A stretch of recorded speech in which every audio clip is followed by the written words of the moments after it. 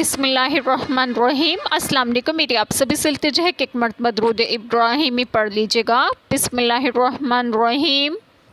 اللہم صلی علی محمد وعلی آل محمد کما صلیت علی ابراہیم وعلی آل ابراہیم انک حمید مجید۔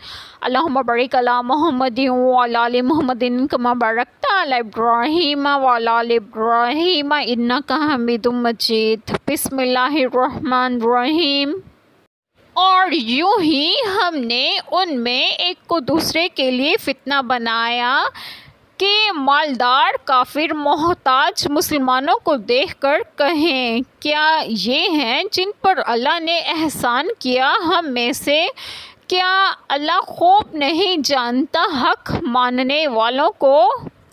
بسم اللہ الرحمن الرحیم۔ آج جو بات میں آپ لوگوں سے ڈسکس کروں گی وہ یہ ہے کہ اس آیت کریمہ میں ہے کہ اور یوں ہی ہم نے ان میں ایک کو دوسرے کے لیے فتنہ بنایا کہ مالدار کافر محتاج مسلمانوں کو دیکھ کر بطریق حسد کہیں، کیا یہ ہیں جن پر اللہ تعالیٰ نے احسان کیا ہے ہم میں سے کہ انہیں ایمان و ہدایت نصیب کے باوجود یہ کہ وہ لوگ فقیر و غریب ہیں اور ہم رئیس سردار ہیں۔ اس سے ان کا مطلب اللہ تعالیٰ پر اعتراض کرنا ہے کہ غربا امرا پر سبقت کا حق نہیں رکھتے، تو اگر وہ حق ہوتا جس پر غربا ہیں تو وہ ہم پر ثابت نہ ہوتے۔ کیا اللہ تعالیٰ خوب نہیں جانتا حق ماننے والوں کو؟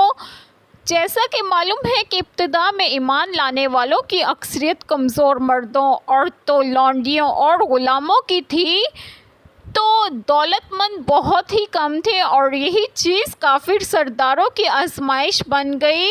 وہ ان غریبوں کا مذاق بھی اڑاتے اور جن پر ان کا بس چلتا انہیں زیادہ سے زیادہ اذیت بھی پہنچاتے اور کہتے کہ کیا یہی لوگ ہیں جن پر اللہ تعالیٰ نے احسان فرمایا ہے؟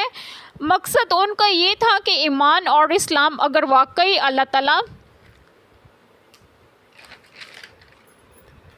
کا احسان ہوتا تو سب سے پہلے ہم پر ہوتا۔